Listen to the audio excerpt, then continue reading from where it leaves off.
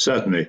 So we're going to talk about, I thought it would be interesting to talk about the different study designs, sort of starting from the more straightforward. And the most straightforward design, it's not really a design, it's a publication, are case studies.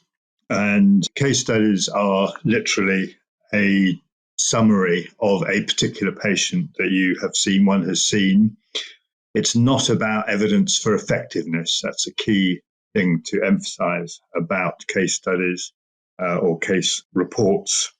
They are not evidence of effectiveness. What they're doing is they're highlighting some lesson or unusual quality or feature that you have noticed within that patient. For instance, there could be some unusual clinical presentation of a very standard a type of problem that is seen in a new way. So, for instance, an established case, like, for instance, in Mackenzie's arrangement, but you've seen it in a new site. So, extremity text, or, for instance, a red flag patients. Quite often people will publish case studies that detail an unusual presentation of what turns out to be a red flag.